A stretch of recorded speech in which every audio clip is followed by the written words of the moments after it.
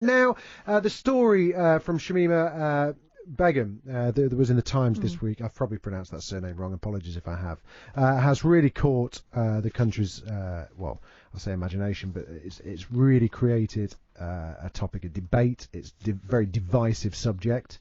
Basically, I'm sure you'll know, the girl went over to Syria aged 15. She married, I think, within 3 weeks.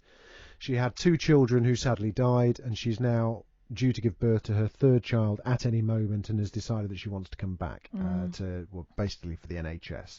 The family are saying that she has Stockholm syndrome. Now, I think we all know vaguely what Stockholm syndrome is. It's the syndrome where a hostage becomes sympathetic towards their captor. We've got Honey Langcaster-James on the line, who's a TV psychologist. Hi, Honey, how are you doing? Hi, I'm good, thank you. In your opinion, is she suffering from Stockholm syndrome? Well, the thing is, obviously this is a really difficult thing to do. I don't have access to this young woman. I can't do an assessment. But I think it's really important that we get clear about what Stockholm syndrome actually is.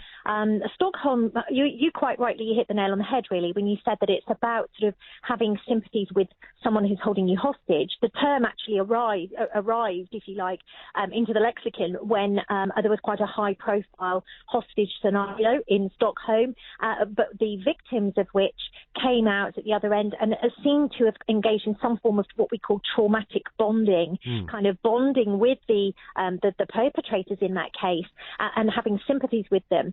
And so that's what we're talking about. And I think what we're talking about here is somewhat different because we seem to be talking more about grooming that's led to a decision to go over, at the age of 15, now 19, coming back for what we can only assume is the kind of medical reasons. A lot of this has got to be speculative as we don't know what's in the mind of this young woman. And we also have to question the fact that, how reliable is what she's saying at this time while she's there. We don't know whether she might come over here and say something different. We don't know.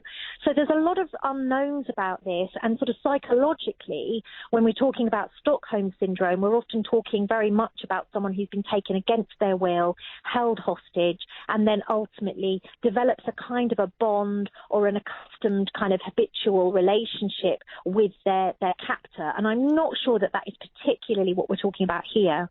Going on the premise that she is allowed back in the country, what kind of psychology treatment will she have to undertake, or if any? I mean, should she? If she is remorseless and kind of saying, "Look, I'm just here for the NHS, thanks," as a British citizen, should she undergo any treatment?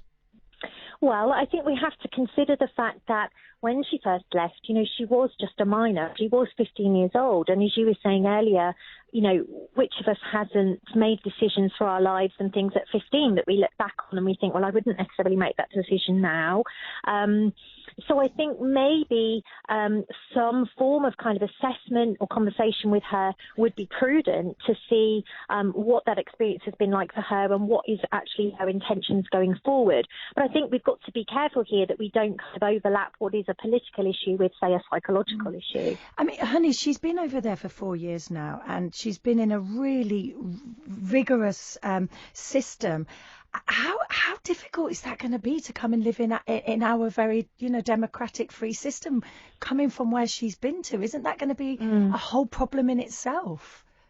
Well, I mean, I think we always have to be really careful about speculating about a particular individual and what things are going to be like for them, as we're not assessing them. However, what I can say is that for anybody, changing culture, changing society, moving to an area where you're in a completely different set of norms and rules, both implicit and explicit rules, laws, etc., is very, very difficult to adjust for anyone. And that's why we know that when people move abroad, for example, it makes them more vulnerable to mental health difficulties.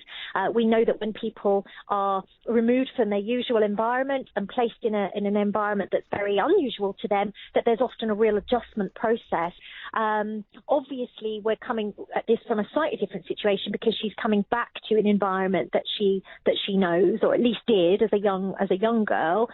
So perhaps that will be somewhat different for her. Listen, Honey, thank you so much for coming on and talking to us about that. It's Honey Lancaster-James, TV psychologist. What do you think? 03444 499 1000. Should she be allowed back? Is she suffering Stockholm Syndrome, as her family believe?